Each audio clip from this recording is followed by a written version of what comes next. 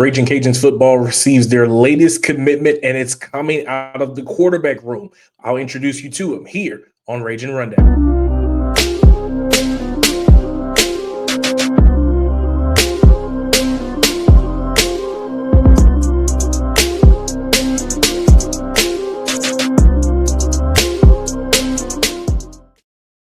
What's good, ladies and gentlemen, and welcome into another episode here on Ragin Rundown, the show where you will know all things UL sports. I'm your guy, Jamarcus Fitzpatrick, but you can always call me Fitz. And in today's episode, we will be talking about high school football recruiting for the Ragin Cajuns, and thus far, they have already started to build towards the future as they've now received their fourth commitment.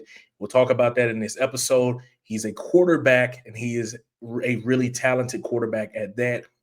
But before we get into that, let's talk about what they already have in this class. So in previous episodes, which you can go check out, we've told you about tight end Bryce Coleman, the tight end out of Shadow Creek, and what he brings to the table. We've told you about defensive lineman Colby Smith out of Avoyos, who just recently became a 3-star, was ranked by 24/7 Sports and Rivals. So you have 2 3-star commits there.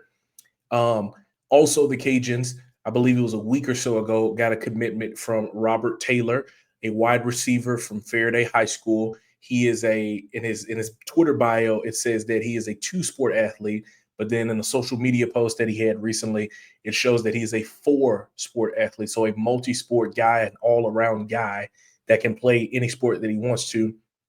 Football, of course, baseball, track and field, and then basketball. He was a part of the Faraday basketball team that just won a state championship just a couple of months ago. So that is what your class shaped up going into this thing. And, I've seen a lot of people sometimes say that, the Lafayette area is overlooked and the Cajuns don't really recruit this area. But I would say that, first of all, on this current roster that they have, 14 players are from the 337. So they are recruiting the area. But in a lot of instances, you're getting players that are in this area that are simply, I hate to say it, that are getting out of your reach at this point. Like Braylon Calais got an offer from Mike Desimo and company, but he's committed to LSU. He's a 4-star recruit. And that's not to say that you can't get talent of that caliber, but typically out of high school, unless something happens, you're not getting him when all of the bigger Power 4 schools get into the mix.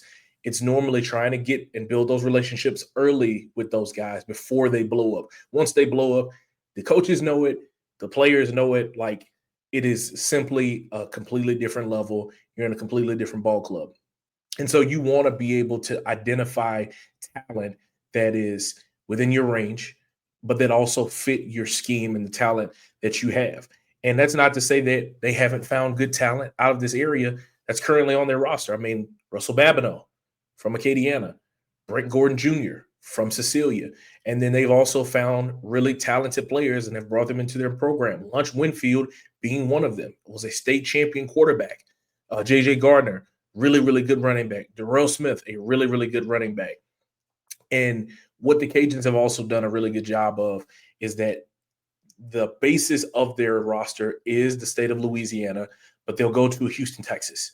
They'll go to a Mobile, Alabama. They'll go and travel to Arkansas. I think George Jackson or someone on the roster is from Georgia. So you have players that are from the South that in terms of proximity, that is one of the pitches that you can have is, hey, your family can come and see you. They can be close to you. They have the opportunity to come to the home games and you're not that far away.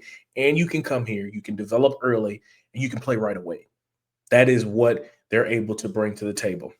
So I know you're probably saying, Jamarcus, go ahead and get to the point of who is this new recruit, introduce us to him. Go ahead and tell us what we need to know. I'm going to take a quick timeout, and when I come back, I'm going to introduce you to the latest commitment for the Ragin Cajuns here, their 2027 class. We'll talk about it right here on Ragin Rundown. Hey guys, thank you so much for tuning into another episode of Ragin Rundown. We're going to get back into the action in just a second, but before we do, please do me a favor, like this video, share it, and leave a comment down below. But most importantly, make sure you subscribe to the channel. If you're listening, follow the podcast feed, rate the show, and leave us a review because that's going to help us get in front of more Ragin Cajun fans just like yourself. So the moment of truth, the team or the player that the Cajuns are adding to their 2027 class, now bringing their total up to 4, is quarterback Tam Anderson. He is a 3-star recruit. He was offered by the Cajuns back in January, and they get a commitment here in April, which means they identified the guy that they like. He fits what their scheme is, and they get the offer, they build the relationship, and he commits. I'll tell you in just a second of why he committed, because I reached out to him and he told me exactly why he committed. You'll hear from his words verbatim. Tam Anderson, 6'1", 185-pound quarterback that runs a 4.45, and he's been a 3-year starter out of his high school. I cannot remember where it's from. Let me see if I can pull it up right here while I got it on my computer so I can have that for you. He is a quarterback. Sorry, guys, I'm looking for it. I'm trying to get it up quick enough. From Westbrook High School in Beaumont. So think about near the Lake Charles-ish area going towards Texas, out in the west. So he's in Texas, right? He's been a 3-year starter there in his time at Westbrook High School. And this past season, he threw for 1,400 yards, 20 touchdowns. He rushed for 750, had 7 touchdowns. So 2,000 total yards of offense, 27 total touchdowns. The kid can run like crazy, but he's got a big arm. I watched some of his highlights, and he really proved that he is a special player. I think he was co-offensive player of the year in his district, and he's talented. And we'll talk about in a second why it's important that they're finally adding a quarterback recruit to the mix, because of what that's going to do for the quarterback room in the future. But obviously the big thing is, why were the Cajuns able to land this commit? So I reached out to Tam shortly after his commitment, and I asked him, what went into your decision? And he said, what made me decide, verbatim, this is what he's saying, what made me decide to commit was how transparent they were with me and my family. I visited a lot of places, and majority of the coaches just told me what I wanted to hear, and I never heard from them again. But with Coach Dez and the other coaches, they kept it 100. With me and the offense they run, it's the same offense I'm in right now in high school. So I can see myself killing it in that system. The other thing is the family part about their university. They took me in like I was already one of their players. I sat and I talked with some of the players, and they were very cool and low to the earth, so down to earth type of guys. So things that you've heard being said about this program numerous times. You feel like family when you're a part of this. They're keeping it real with you. They're letting it be known exactly what you're going to be a part of when you're joining the Ragin Cajuns and the culture that they're building. So it's good to see that a lot of the messaging that Coach Dez is about, which is not about building the roster that can be the best roster money can buy, but building and getting players that actually love being there, that love this team, and are willing to run through a brick wall for them. If that's resonating from top to bottom, it trickles down to your recruits on your recruiting visits, to your staff members, and that's how you're able to land recruits like what you did in Tam Anderson. Obviously, he has a ton of other offers, so the main thing now is going to be trying to hold the rope, kind of like what we talked about when you got the first commitment out of Bryce Anderson.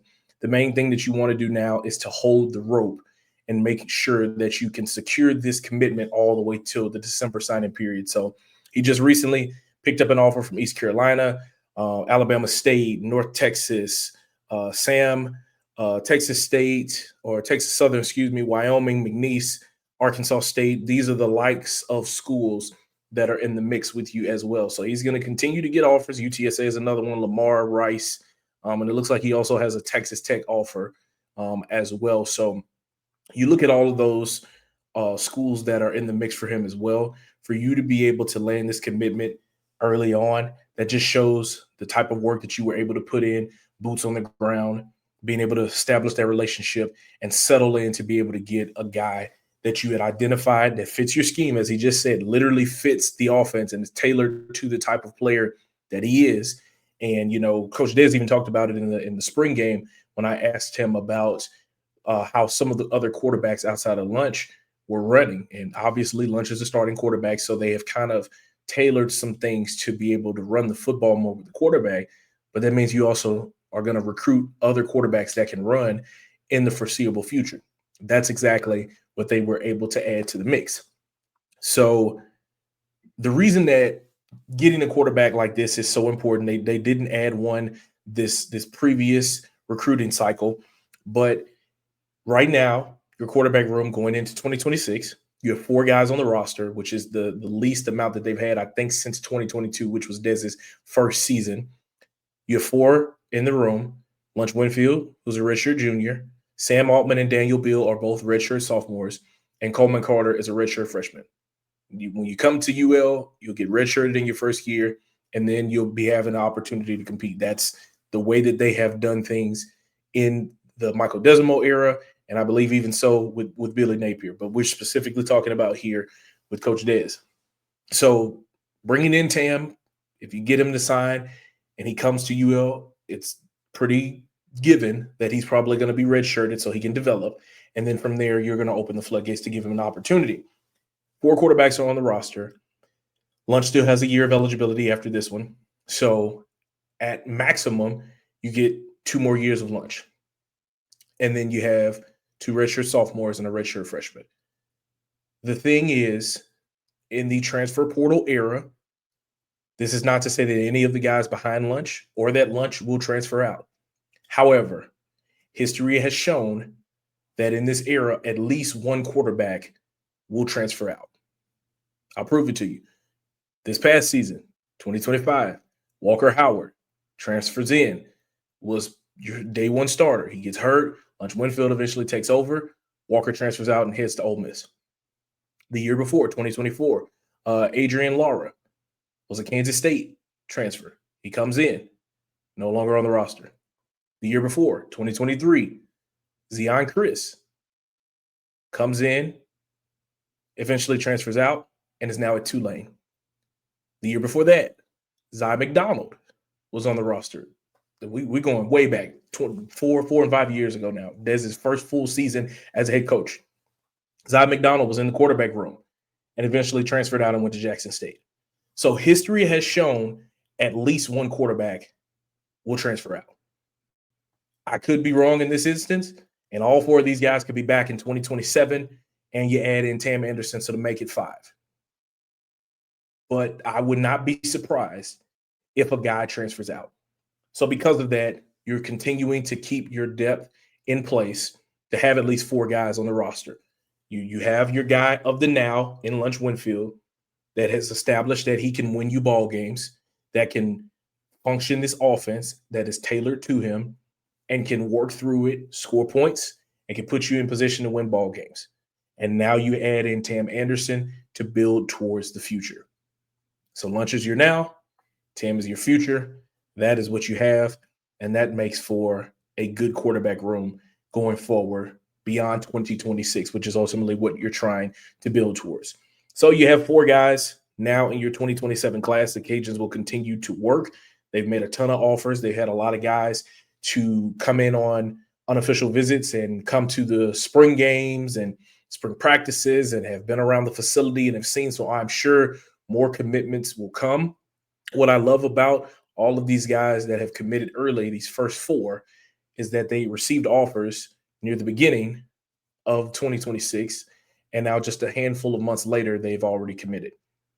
The main thing now is to be able to hold the rope, continue to cultivate those relationships with Bryce Coleman, with Kobe Smith, with Robert Taylor, and now Tam Anderson, to hold the rope and to be able to secure them to being on your roster beyond just a commit here, get them to sign in December, and get them on campus in 2027 to start building towards the future.